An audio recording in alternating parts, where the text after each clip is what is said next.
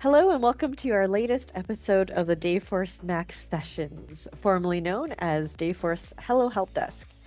Today we're diving into the essential first steps for organizations preparing to implement Dayforce. Whether you've just selected Dayforce as your preferred HR system, or you're on the verge of making that decision, this episode is for you. Joining me today is Louise from the Silver Cloud Client Transformation Team, or Silver Cloud CT team, as we like to say. While our Dayforce consultants are system experts, Louise and the CT team bring a broader transformation perspective, supporting not just Dayforce, but a range of HR solutions. They're here to support you through vendor selection, change management, project readiness, and client side project support, acting as an extension of your project team. Hi Vicky, thanks for inviting me along today. My background is client side. I was people operations manager at a large retailer for most of my career, and part of that role was managing the HR systems and supplier relationships. I then moved into a project role to select and implement a new HRIS before moving to Silver Cloud, where I've now been a consultant for 3 years. That's the great thing about the CT team. We've all walked in our clients' shoes and can therefore empathise and support appropriately throughout their implementations. Thanks, Louise. Appreciate you joining us today. For those that haven't seen any of our previous Dayforce Max sessions, I'm Vicky. I'm the Dayforce Optimization Lead, part of the Silver Cloud Dayforce practice. I've been with Silver Cloud for approximately 3 years now, and I was part of the implementation team for Dayforce, working alongside clients to implement a wide range of modules. Prior to joining Silver Cloud, similar to Louise, I was on the client side working on HR teams to implement Dayforce as well as other transformation projects. Originally from across the pond in Canada, but moved over to the UK and I'm based here now. In this Dayforce session, just a recap of what we're covering today, a few key points that we like to bring up regarding the importance of process mapping, both as is and to be, and this will help set a strong foundation for your Dayforce implementation. We'll also cover some points regarding pre-requirements gathering sessions, as well as how to determine your internal resourcing needs and how to make the business case for extra headcount to support you with your implementation. Alongside that, we'll also cover setting realistic project timelines and the common questions relating to implementing for regional or country-specific nuances, especially for global implementations. And lastly, we'll touch upon preparing for your data strategy, things to avoid and common pitfalls, and how to leverage the Dayforce training portal and learning matrix to best progress in your implementation. So let's start with setting the scene a little bit, Louise. There's a very common phrase we hear quite often during the initial stages of systems implementation. Any guesses to what that phrase is? Oh, is it? We don't know what we don't know. Yes, exactly. That's the one. There's usually a sense of overwhelming discomfort by project managers or HR execs, or that daunting feeling of the scale of the task ahead. There's obviously a lack of knowledge around the system they've selected beyond what they've learned in discovery and what's to come with the rest of the project with the vendor that they've chosen. This is where we support clients a lot of the time because they're so keen to get started, but there's a lot to do and it's about what order they do it all in.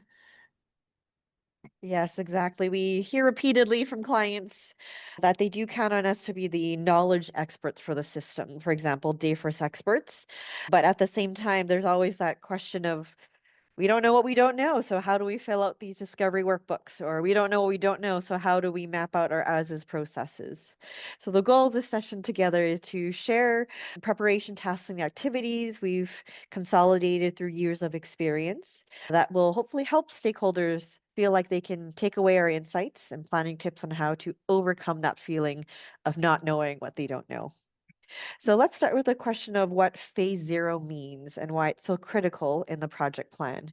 When does phase zero typically begin in a project for HR systems implementation, and why do we refer to it as phase zero? We call it phase zero or implementation readiness. So this is a range of activities that should happen to set the foundation of a smooth system implementation. So it should not be confused with the vendors phase zero. So we hear vendors talk about phase zero as well, but they will only be considering what they need to know about you to build the solution for you. Whereas you need to think about lots of things that prepare you for the project as a whole. Yeah, so from a Dayforce perspective, before the initial project plan is finalized, before we enter into the discovery requirements gathering phase, our clients are shared a list of online training courses within the Dayforce training portal, for example. This is only one of the steps in the phase zero stage when it comes to vendor specific tasks. Louise, what other types of readiness activities should be included beyond the specific vendor tasks or preparations? Yeah, beyond the vendor task, there's operational readiness, there's data preparation, and there's change impact assessment and change readiness. So, questions we would be asking would be things like, have you got the right team in place? Who are your stakeholders and how engaged are they in the project? How aware of the project are they? And do they need some support in coming along that journey with you? And then what's the appetite for change is really important because people can be change resistant, and it's obviously quite a big change because it impacts everybody in your business usually. Another key thing is, where is our data, and is our data complete and of good quality? So these are all the things that kind of need to be in a good place before you even start work with the vendor. By the sounds of it, some of these readiness tasks and the entire project cycle requires resources beyond your typical BAU HR team already in place. There is a common misconception that the vendor-led systems integrator partner or the vendor themselves will take on these tasks. However, just a reminder that it is up to the client's whole project team to prepare their organizations for what's ahead, not just focusing on what the vendor is providing as a checklist or some training activities.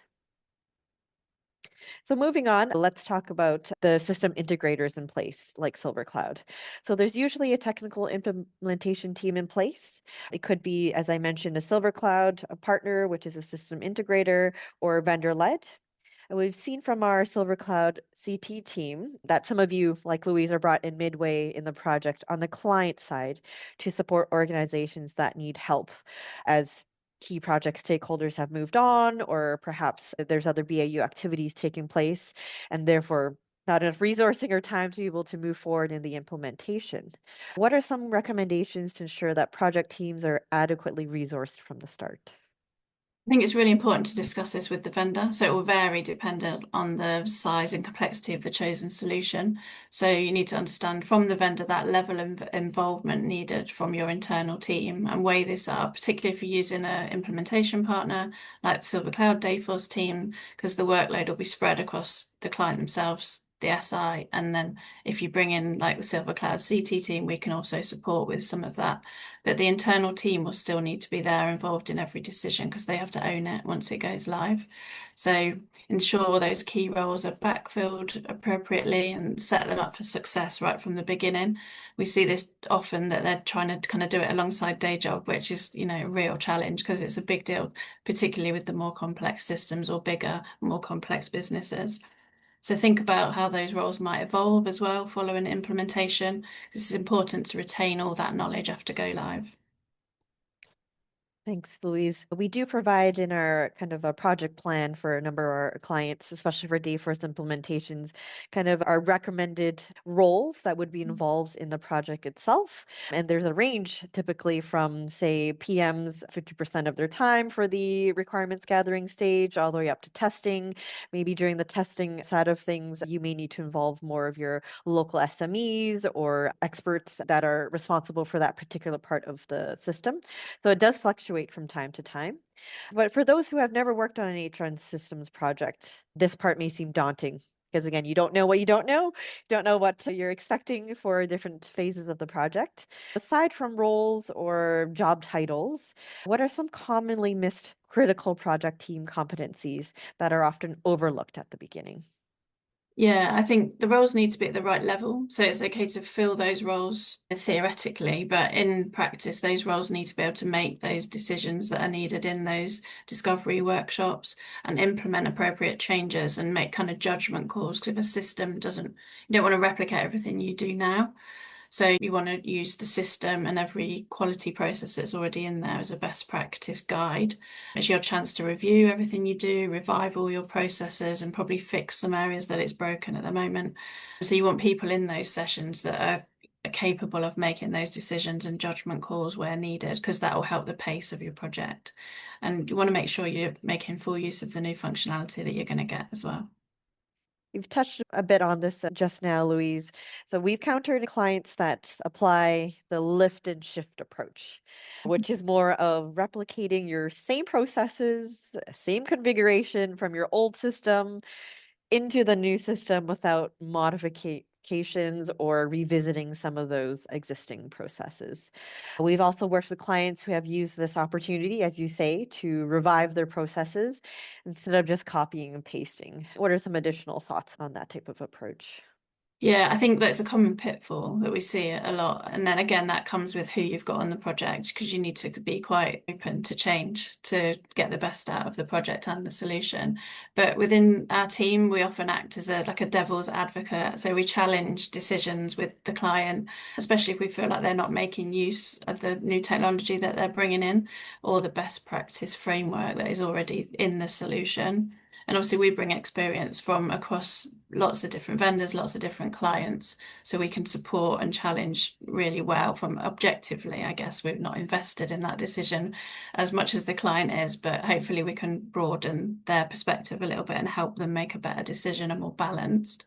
So it is a common trap, is not having this key decision maker in those configuration sessions or a process for managing those design decisions, like a decision board of some sort. Right. And so now that the project team and the local SMEs have been brought on board, you have the resourcing plan in place, you set the expectations of where these critical team members are involved in different stages of the implementation. Let's come back to the process mapping part. This step is often overlooked in the phase zero stage, and we've encountered some organizations that are midway through discovery before reverting back to the creation of the process maps. Louise, just walk us through the as is and to be process mapping steps for our audience members. Yeah, of course. So as is, process mapping can sometimes feel like a bit, people can see it as a bit of a waste of time, but it's actually a really valuable way to establish processes and make sure everyone's clear, particularly in larger operational teams, because they can support training and just that adherence to best practice and to make sure there's no risks in the process. So they're a great foundation to going into any system implementation because everyone's really clear on what your current processes are and where those current pitfalls or pain points are within the process. To-be process mapping can only be done once you've chosen your new solution because some of the process will be driven by the system functionality. But by having a clear view of how we do things now from the as-is processes, that will help you design how you want it to be. It'll help you assess the degree of change from the as-is to the to-be, which also then helps, of course, shape any change comms around communications, training, and even potentially the structure of teams and where your resources sit. We find that as is process maps will really help the SI partner and the vendor team to communicate with each other about what the requirements are or what they're trying to achieve from the new solution. And what is the outcome of the as is process mapping process? Why is it so important to have all process owners involved in this step? The outcome is really a library of current processes, which can form that foundation either for training, as I mentioned before, or even test scripts and test scenarios later in the system implementation. So you can see all those touch points and the customer journey that you've currently got. We can then overlay areas of risk or highlight pain points in the processes, and then you can look to erase or resolve those as you go into the implementation. But all process owners and process participants are involved in this exercise. It's really important to ensure that it's accurate and there's no kind of black holes or missed handover points. And then all those same people can be involved again when you get to the to-be process mapping, because that will then start to support that change adoption and that ownership over their own new processes. So at times, as I mentioned, it's difficult to map out the to be processes in the phase zero stage since clients, again, don't know what they don't know about the new system. And they're also learning about the way the new system functionality behaves and what's capable of the new system itself. If clients don't get to the to be maps right away, is there a recommendation of when this activity should take place? I think the ideal scenario is a business analyst role would sit and with the project team as they go through implementation, document those processes as you're working through that implementation, because that's where a lot of those decisions are going to be made and the learning about how the new system's going to work. So they shadow the project team and they're involved in a lot of those discussions and will hear everything firsthand in that decision making. But that also then saves a lot of like rediscovery time later on, because if the business analyst comes in later or whoever's job it is to process map later on, they kind of have to rediscover what decisions were made. Failing that, the to-be processes should be documented as soon as possible after go live.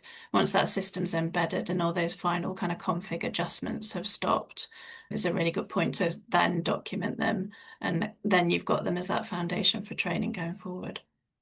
Okay, so now that we've spoken a bit about the process mapping and some of the other areas of the phase zero part of the project, let's move on to more of the existing Dayforce training and new system orientation that's available for the project team. We alluded to this briefly in the section before, but specifically, there's some pre-work that's required for Dayforce clients. So, Vicky, what's the pre-work that the client should be prepared to undertake before they implement and start on Dayforce discovery sessions led by the vendor or the There, SI? yeah, there are a few tasks that we would recommend for the clients to ensure that they have in place before we go ahead and do large kickoff with the SI partners, the clients, tech teams, the HR teams, payroll teams, etc. One of them is what we call the internal kickoff session with multiple work streams. And this is just to clarify with the client's internal teams what you're trying to achieve with this new system so that everyone is aligned and they understand the expectations beyond just the project plan timelines. It's really a great way for you to then cohesively put together some framework or potentially some decision making authority steps on Mm. how everyone can work together with a shared purpose and shared expectations before you move into a official kickoff with your vendor or your SI partner. Okay, that sounds good. But learning a new system is really challenging for new project teams, system admins, and the process owners. So, for project teams that require quicker implementation and the team might be newer as well, what resources are available for them and what kind of pre-work is suggested in phase zero? It's very common that once the project hits the discovery phase, it's a very intensive stage involving detailed requirements gathering. The SI partners are frequently asking for multiple details related to your processes, your company policies.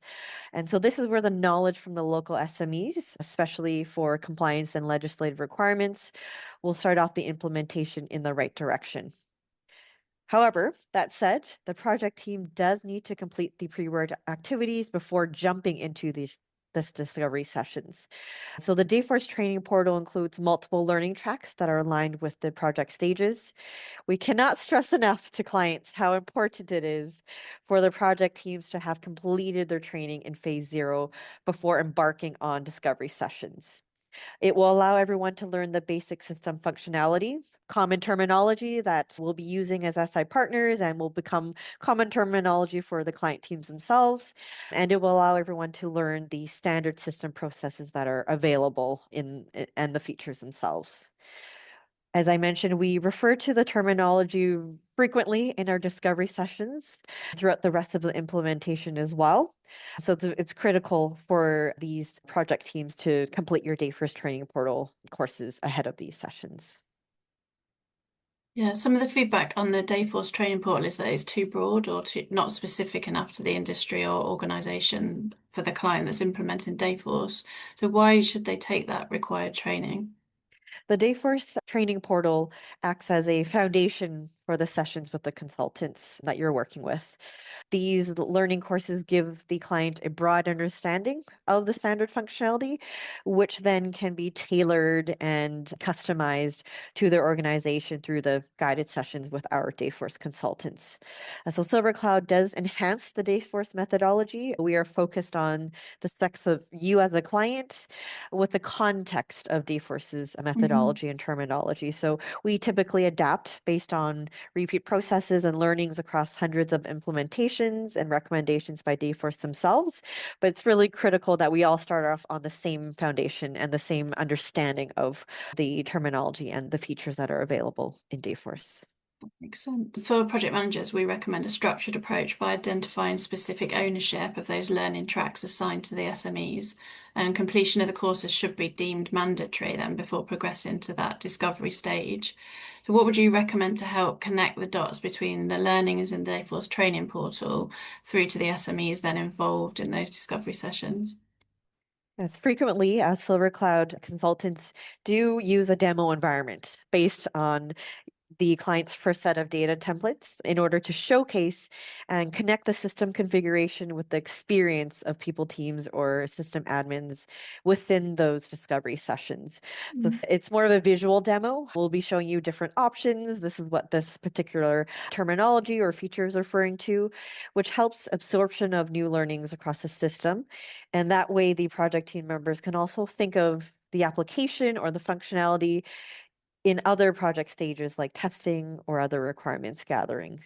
So our demo environment really brings to life some of those learnings instead of, say, staring at an Excel workbook with your discovery requirements or repeatedly listening to those Dayforce training courses, which, as you mentioned, Louise, are sometimes generic, but it is a great way that we can bring forward some of those learnings in our demo environment to then connect the dots. Yeah, I can see that this will help start building their confidence in the new system. So they're getting to learn some of the basics. So they start from the Dayforce training videos, and then that eventually becomes their own environment where the team spin up that client-specific org structure and starts to look like their system, and they'll build that system knowledge, and they can start making the decisions then about their to-be processes and visualizing how that will work and begin mapping them out. Next up, let's chat more about the approach when it comes to organizations that are intending to implement Dayforce on a global scale. Quite often, we receive questions of which approach is better. Should we focus on pilot launching one country first or approach more of a big bang approach across your global implementation? So we've encountered more and more organizations that are launching globally, and some clients have managed to go live in one country, and now maybe it's a time to think about expanding functionality, perhaps due to acquisitions or other growth in the business. At phase zero, a critical decision is made whether to approach launching one country first or consider that big bang approach with a global launch. Louise, just walk us through some of the considerations and nuances for that global versus one region approach. This is really tricky and a big decision for a lot of businesses because it obviously affects a lot with the projects. It plays into a lot of the phase zero work too. So I think we've found that the most successful implementations set out some governing principles before embarking on the project. And a key principle is often to define a company-wide approach, which is then only adapted or varied for necessary exceptions. So, for example, a global business may have the majority of their workforce in the UK. So they decide to define all their processes for the UK, and then only by exception, so e.g. local compliance in other jurisdictions, would they then alter that process for those countries. So then when it comes to implementation, you would follow a similar approach to launch the UK first, followed by the other jurisdictions. I think the main consideration for global implementation would be if you've got the available SMEs to support it. So those subject matter experts are going to be either spread more thinly or you need specific SMEs in each jurisdiction to support those nuances that you need to accommodate. So understanding the complexities within the different countries is also really important. Another key factor that often plays into this decision is if the existing system landscape and how that looks across the board in each country as well. So, are there any end dates or burning platforms in terms of the existing system, whether that be contracts or whether they're unsupported compliance functionality in those solutions? So, all those factors play into that approach of how you roll out the new solution. But each approach then affects timeline, complexity, the resources that are needed, and then the change impact and change activities that are needed to support the change. Thank you for alluding to this a bit just now, Louise, but we hear this often. What is the 80-20 rule when it comes to system standardization versus localization? Yeah, so that's about keeping 80% of your workflows and processes as standard and allow 20% to be localized to the region-specific compliance or cultural legislation. For example, maternity legislation varies across the country, so the workflow processes would then need to reflect that. Yeah, another example that I can share specifically for time away from work processes for standardized global leave versus localization would be for, say, other types of leave, where you can have a workflow approval process for an employee submitting the request for leave. And that standardized process is that the manager is the first one approving that request. However, the actual specific details regarding the length of the maternity leave or length of leave or the grant and balances will vary between each country. So you standardize the approval process, which is the employees submitting and the managers approving, but you do need to account for those individual country or even city within country variances that do need to be captured correctly in the system. Otherwise, you're no longer compliant with your local legislation. So keep in mind in that example there, 80% of the workflow is the same, which is the manager approves the leave, the employees have submitted it. However, the 20% would relate to the variances for each individual region when it comes to time away from work or similar types of leaves. So our recommendation is to use the 80-20 kind of rule effectively for each new region, keeping in mind local legislation may differ, and that's an accepted variance across the system built. And keep in mind as well, the more variance that you have, that does require maintenance going forward. So if there's any legislation changes, any governmental updates, any launches of new statutory sick leaves or other types of leaves, to keep that in mind when you're scaling in the future, just to ensure that the process is consistent with that 80-20 rule. So another part of the prep and phase zero involves data. And by data, we mean both the data cleansing, the data approach, as well as thinking about data governance and strategies as well. Louise, what can you say about the data strategy when it comes to prepping for these future data loads in Dayforce? Keep in mind, we may ask for data 3 or even more times throughout the project implementation. So there's quite a bit of data that's expected for a Dayforce implementation. Yeah, and I think just how you've referred to it there, the requirement for that data SME and a data strategy is so important. And ideally, that data SME is consistent through the project because they then really own the data and understand what's being done with it because there's so many different needs for data through the project. So there's a lot of decisions required around data, and the sooner those are considered, the better. So that's where the data strategy helps get that done as early as you can in the project to make sure that you've thought about all the things you need to think about with regards to data, whether that be what you're doing with historical data, how much history you're taking into the new system, what's the quality of the data, where is it coming from? If you've got a busy kind of system landscape in your as is world, there's quite a lot to consider there in terms of where you're even getting that data from. So it's not a simple click of a button to lift and shift data. So often a wider stakeholder group is needed to support the data and some technical IT support as well, to those decisions off the back of what's needed for historical data, housing, for example, and lots of other decisions that you'll need to consider and support those the outcomes of those decisions. You may need IT and technical support. It's also common to need the support of a third party or an existing system provider, because if you're going to need data out of that solution, it might not be as simple to get to as you would hope. So they'll need notice to provide that any bespoke data sets that you can't easily access yourself. So again, these things add to the time that you need to allow and understanding the capability within your team versus what you need to rely on external parties for or other wider stakeholder parties for. Yes, as I mentioned, there are multiple data loads anticipated for Dayforce projects. If you factor in even, we mentioned the global approach, that requires it's repeated in every single country, every single legislative requirements as well. So including the initial data set mentioned to spin up the first environment with your org structure.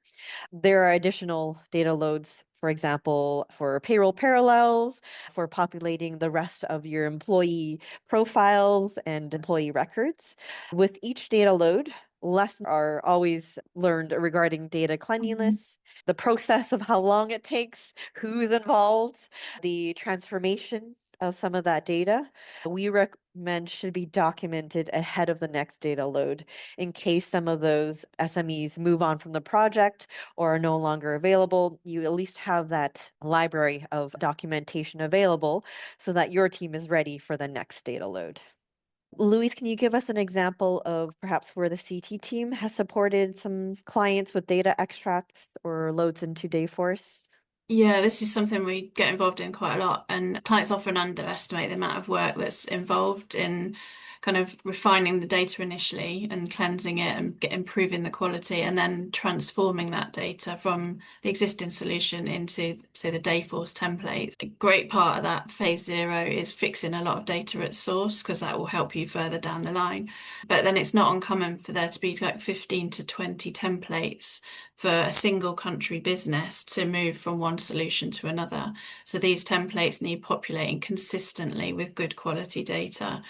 The CT team are often brought in to support this activity. So we, even if we not necessarily owning the data, because obviously that is always the client's responsibility to own their data, but we come in to perform validation on data sets prior to them being handed to the vendor. So then we can support with issue resolution if anything fails when it's then loaded. But yeah, data quality at source is a great kind of foundation and part of that phase zero to build that preparation, and the consistency of that data SME becomes key to support that activity. Yes, Louise, it's usually during the phase zero where we're working on an overall project plan. We have different stages where we expect the client to then populate these data templates.